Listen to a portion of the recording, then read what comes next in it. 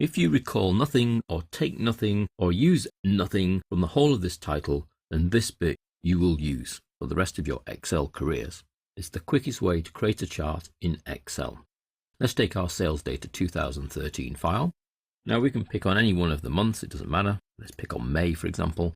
And if I would like a quick chart based on this May data, all I simply need to do is effectively place my cursor anywhere in the data. I don't need to be at the beginning, I don't need to be at the end, I don't need to be in the middle, I can be anywhere. And then I need to execute the keyboard shortcut F11. And hey presto, a default chart appears in a new tab. So you can see here it says chart 2.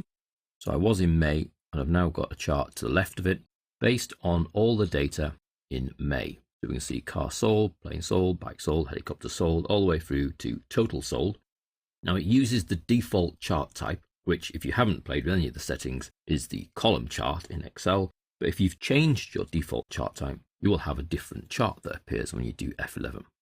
There is one slight drawback to it, and that it's graphed everything that was in that data set. So it's done the total sold, which then effectively makes each of the separate items quite small.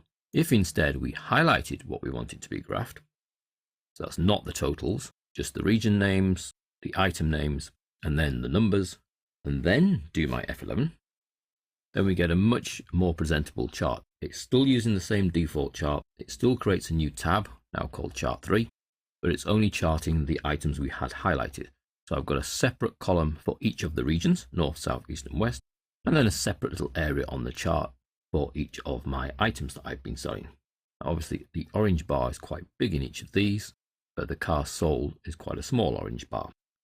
As you hover over any of the columns, it tells you which bit you've got. So we're using the south as the series, the point is the bike sold, and the value to get that height is 1, 2, 3, 4. Once you have a chart, the chart tools ribbons appear. So we have chart tools design and format, and we could even do a quick switch here, switch row and column, so that each of the bars is now the items and the little area on the chart is each of the regions. Depending on what you're trying to compare, that can be a quick way of just swapping the chart around. And we see that the south region has really sold a lot more caravans. Or we switch it back over and we're then comparing the items, so then we can compare regions of items. South have done better with caravans. Switched over, you then look at the south overall, and the caravans being the highest still stands true. So that's a quick switch using the switch row and column, but the quickest shortcut here is that F11. If you're happy that all the data gets mapped, don't highlight anything, just click in F11, you'll get your chart. If you don't want the total as we didn't, then you would need to highlight before you did your F11. Now what would be really great is if you could multiple select, as we've seen already how to do, highlight the data, and then use our keyboard shortcut. However, what you'll find is you cannot. A new chart cannot be created with multiple sheets are selected. A chart must be created for each sheet separately. Perhaps that would be an improvement for future versions of Excel. So each of these sheets then has to have its own chart created. But what we could do, and we have done, is select them all and highlight so that when I go back in, they're already highlighted. And then I just need to do a quick F11 to get my chart. You'll also find with an area selected, you'll get a little pop out here from which you can choose charts, and then we get a choice of quick charts. Now these quick charts are created as objects in the same sheet. They can be deleted if you don't want them.